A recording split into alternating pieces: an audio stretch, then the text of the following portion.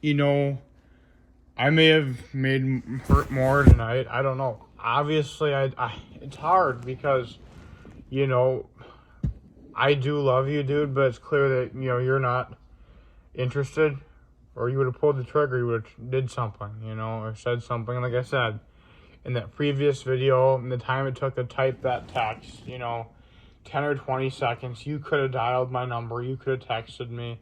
If there was any hope, you could have, that's the point. We're a generation of technology. And there's no excuse, not to let people down easier, be decent, or, give them, human decency. And I think it's important for people to understand why I'm, so invariably impatient. Part of it is I'm obviously, very successful at certain, business things. I'm also a very restless man. I'm someone who, if I'm on my way to an estate sale to buy something that I know I can make a ton of money on, I hit red lights. It's like, I hate it. It burns inside.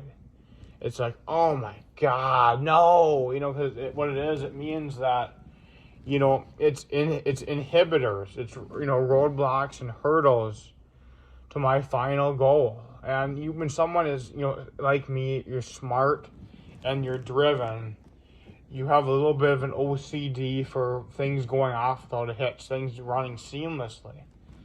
And I have that, tempestuous restlessness about me that, is just like, I go, go, go. I don't have time to sit and drag my feet. It's like when we boated on Lake Minnetonka, I always loved boating fast. I loved it. It was great. And, when it came time for the,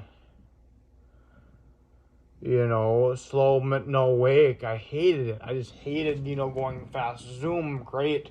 And you gotta slow down. I'm just someone who's a very, ambitious, go, go, go guy.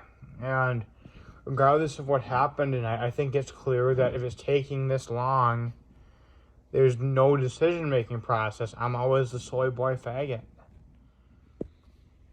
I just want you to know I do love you, but it's clear that it's probably not shared. Otherwise, I would have heard something. And, that's the struggle. Obviously, I understand I have a really, grossly, probably invisible, problem with patience. I get that. But from my perspective, I guess I'm restless. And obviously, when I do love somebody, I want it to happen so bad. I want, to earn it. I want to earn it in a healthy way. But, every time I wake up, obviously I'm going to go to bed in an hour or two here. But I'm just saying I wake up and maybe Sims has, 10 more followers. And you might be following, one other person. It's the point that there's clearly is obviously dark, bully ideology. And I do love you. And obviously I'm not, a controlling man in terms of many things, but when I'm dealing with people who are unreasonably cruel and homophobic, and obviously I can't control, Sims came over to wherever you live and, persuaded you to do something different. I can't, the point is I can't, control an outcome when people are being mean to me. People are bullying and trying to, stop me from ever having happiness or a chance, and that's the problem, dude. I love you so much. And it just seems that every time, I get hope, I'm shot down, and I think that maybe it's time, you just say if you don't want me, if that's the case. Because I'm obviously a restless man. I wake up and Sims right now he's got, the ending is 20, and obviously I watch because what he did to me, the homophobia, and I could gauge how popular he's getting, or, what I mean? That is a good gauge of how public sees him. I honestly feel like he should lose hundreds based on calling me a soy boy and being a bully. You'd think that homophobia shit would cost him more. And it's clear that he obviously has a lot of, sycophantic followers. I love you so much. And, every second I'm thinking he's winning. I'm thinking the soy boy thing is winning. And I can't do it much longer, but I do love you. I'm going to bed sooner than I expected, but unfortunately, I love this guy with all my heart. I really do. But it's so, unfortunate. It's so eating at my skin, eating away at me, every second because, what often, happens is when you have the trauma of all this homophobia stuff, and you obviously love somebody a lot, but they've also had that maybe happen around them too. It's like, every second I sit here and think about it. Because when you do love somebody, you do think about it. You are invested, in the outcome. But every second I'm like, shit, is he gonna revert? Is he gonna go back to the homophobia, or is he gonna go back to wanting to sink me? I don't know.